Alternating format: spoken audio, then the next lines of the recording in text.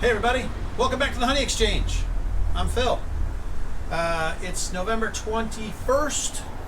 Surprisingly nice, although not as nice as it was this afternoon. I'm kind of wishing I'd worn a jacket. I'm going to do a couple things to get this hive ready for winter. And this is something I generally try to do between Halloween and Thanksgiving here in Maine. So, first thing we're going to do, duct tape. If you don't roll a duct tape, you're not as good a beekeeper as you think you are. I'm going to take this and tape over. It's sticky. Tape over this notch. We're going to temporarily close off the ventilation because of the formic acid treatment that we're going to be doing. So first thing we're going to do, give them a dose of formic acid. It's a good time of year to be doing that. If you can't do it right around now, do it around Christmas time or the winter solstice. That's when your hive's going to have the least brood in it. It's going to be a very effective treatment. I'm going to actually do both.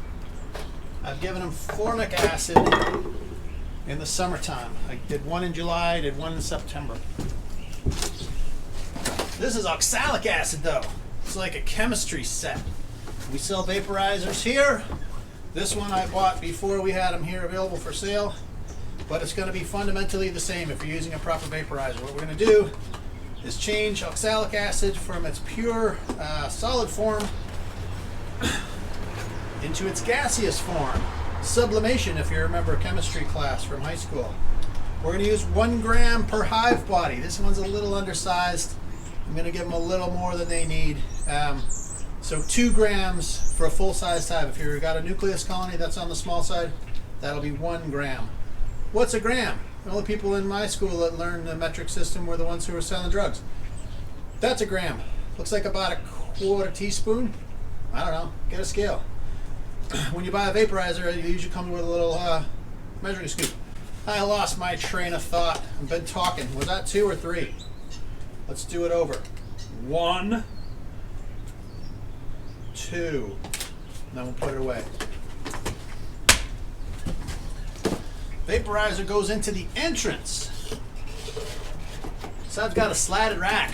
So one of the reasons I like slatted racks is that they're not going to build comb down below that. If you don't have a slatted rack on the bottom, get out a flashlight and make sure there isn't wax hanging down off of the bottom bars. Because if your vaporizer heats up, touches the wax, it might actually burn your whole hive. It's happened. Something to be aware of. Take a rag or a tea towel, close up that entrance.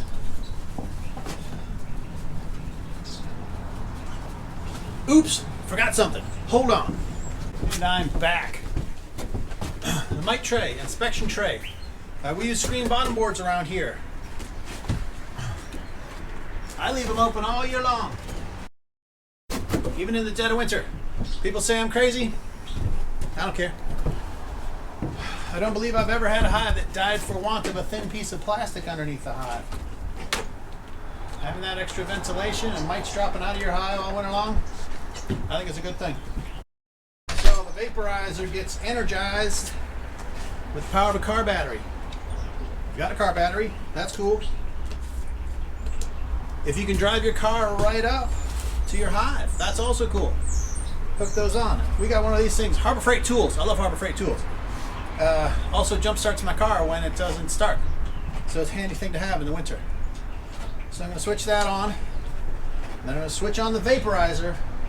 And that's going to heat up for 2 minutes. And it'll vaporize those 2 grams. That's how long mine takes. It's good to time yours. Put it out. I'm not going to walk away because I don't want to breathe oxalic acid vapor. If you've got an N95 mask, you should have one anyway, this is a good time to use it. You don't want to be breathing in oxalic acid vapor. Alright, the timer went off. I guess I don't need to wear this. I'm just talking to you. After 2 minutes of vaporizing, we're going to have 10 minutes where the vapor recrystallizes inside of the hive. So we've done that, time has passed, and now I'm going to take off the little cloth, put back in the entrance reducer.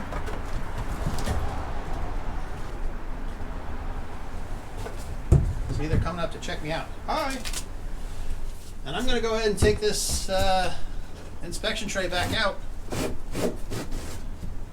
and let them just continue to have that ventilation and the mite drop that the screen bottom board affords.